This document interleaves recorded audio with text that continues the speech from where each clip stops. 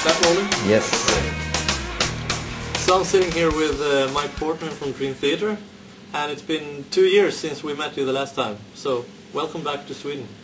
Thank you very much. How have you been these last 2 years? Very good. It seems like we're here every 2 years. We're here in this exact same room every 2 years. Yeah. So this is the 2007 version. Everything is well, though. The tour is going well. Tonight's the second night of the European tour.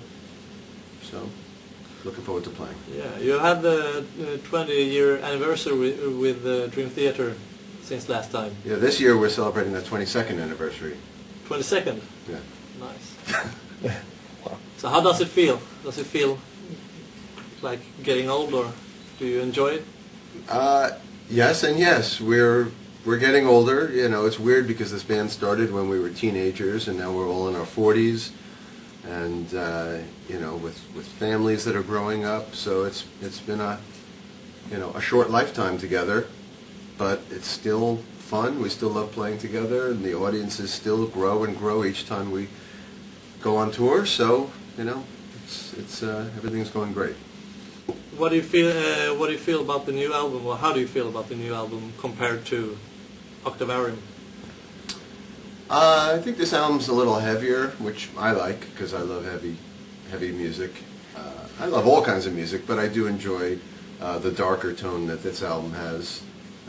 It's very aggressive, but at the same time, it still has its diversity that Dream Theater fans kind of expect. You know, a little progressive stuff and you know, a lot of moody stuff, but of course it still has all the technical stuff that most of our fans expect from us.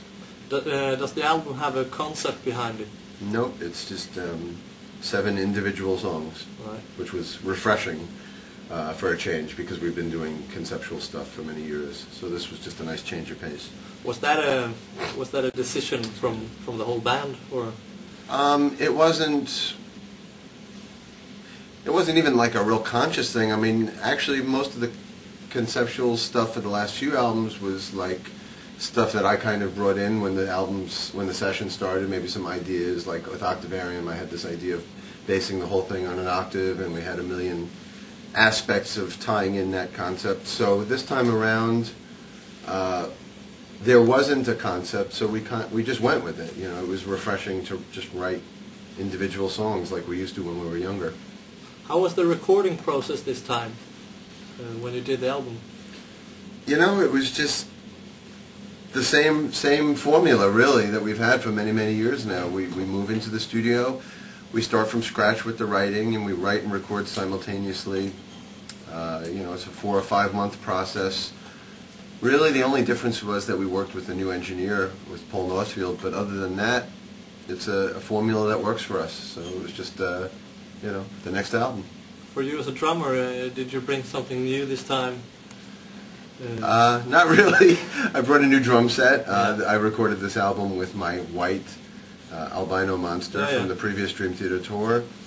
But as a drummer, I just did what I always do, which is try to serve the song, but also create stuff that's exciting and challenging, but still serve the song. You know, try to do a lot of different styles, but as also the co-writer of all the music and the co-producer of the album, my interests and my focus also went way beyond just the drums. You know, there was a lot of things of overseeing every element. So, you know, that's the way it is when we make our records. You know, I spend a lot of time concentrating on everything, not just the drums. Yeah. Is there anything about the new album that is unexpected for the listener, for the typical Dream Theater listener, or the just music listener? What's unexpected? I mean, you know, the big 25-minute epics, that's expected for our fans. So it's songs like Repentance on the new album, which is more like Pink Floyd. It's very hypnotic and moody and mellow. The drums are very simple and just you know, so something like that is probably unexpected. And for us, that's just another side of Dream Theater. You know, we try to always do progressive and heavy, but also kind of moody as well. So maybe that's a little unexpected. Yeah. About your side projects, Have you been doing any of those recently, or do you have any planned?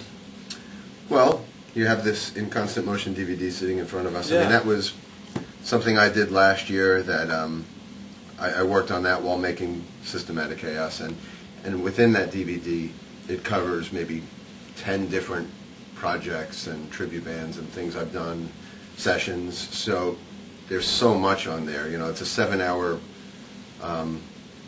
DVD set, and it covers so much of what I've been doing the last couple of years. You know, but since making that DVD, you know, I made the Dream Theater album, and now I'm on tour with Dream Theater, which will be through next summer. So that's mainly my focus now. I don't have time at the moment for anything other than that. When I met you 2 years ago, you told me about a maybe project with Stephen Wilson from Portnoy and Mikael Åkerfeldt from Opeth. Has anything happened with the planning of that? Wow, so we were still talking about that as long as 2 years ago, huh? Yeah. Nothing's happened.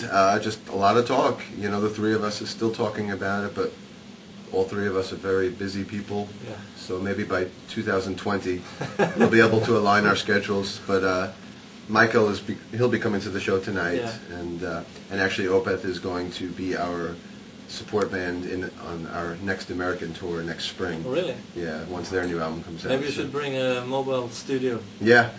Yeah, maybe he and I can get some work done. If we can get Stephen to come out to some shows, then maybe we'll at least get the thing started.